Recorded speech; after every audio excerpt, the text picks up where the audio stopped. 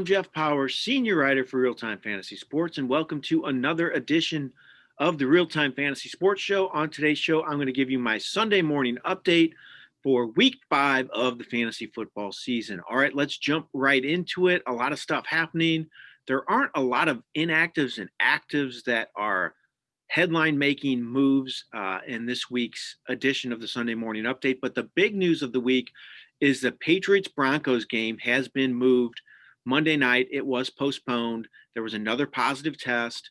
It's going to be played next Sunday. That's what's apparently going to happen. That's the most likely scenario is Patriots-Broncos will be played next Sunday. It is not going to be played tomorrow night. So if you have any Patriots or Broncos, I know this leaves a big hole in some lineups, especially Melvin Gordon. So that's a big loss for fantasy teams, but they are not going to play this week. Get all your Patriots Broncos out of the lineup. And for me, I'm still worried about the Bills Titans being played on Tuesday. I know that's supposed to happen, but I would really proceed with caution. If you have some real alternatives, some solid alternatives in place, I might go with them. Or hopefully, even if you're playing in a league with a commissioner, maybe you can do a contingency move where you email your commissioner, say, hey, if the Titans play, I'm starting Derrick Henry. If they don't play, I'm starting Myles Gaskin, something along those lines. I know a lot of leagues are doing this, but I know some formats don't allow it. Hopefully yours does.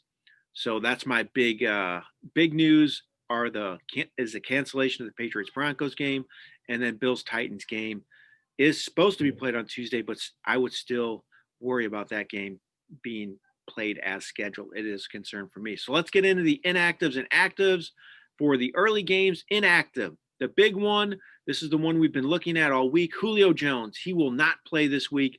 His hamstring injury is going to keep him out of the lineup. That means Russell Gage should play a bigger role, as well as Calvin Ridley should play his normal big role in the offense as well. So Julio Jones is out. Brashard Perryman, he's also inactive for the Jets. He has an ankle injury. It's been kept him out of the lineup the last few weeks. He is out. Jordan Akins, who's played well as the starting tight end for Houston, he is out this week with a concussion. He will not play. And then Dwayne Haskins, we knew he wasn't starting, but he's not even active. Apparently has a stomach bug, but even before that, he was demoted to number 3 on the depth chart. Alex Smith is a backup. Kyle Allen is starting for Washington. All right, now the actives. There's only a few of them of note. Henry Ruggs, he returns to the lineup this week for Las Vegas. He had a hamstring knee injuries, kept him out the past few games, but he is active. He should start for Las Vegas this week. Marquise Brown of Baltimore, he is also active. Had a knee injury, has been limited in practice, but he is a go. And then Cam Akers finally returns to the lineup for Los Angeles, the Rams, even clouding that situation even more. Now they have 3 solid running backs with Darrell Henderson and Malcolm Brown, and now Akers. Really a scary situation for fantasy teams with Akers back in the lineup. Now a couple news and notes. So Tennessee Titans wide receiver A.J. Brown, if they play that game Tuesday night, it looks like he's trending towards playing. He should return to the lineup after missing the last few weeks with a knee injury. But again, a little bit of a scary play because of that game on Tuesday. You just don't know if another Titans player will test positive. That's a concern. But if you want to take a chance, it looks like A.J. Brown's going to play. And then Raheem Mostert, he is expected to play this afternoon for the 49ers, returning from his knee injury. He's been out the last couple games.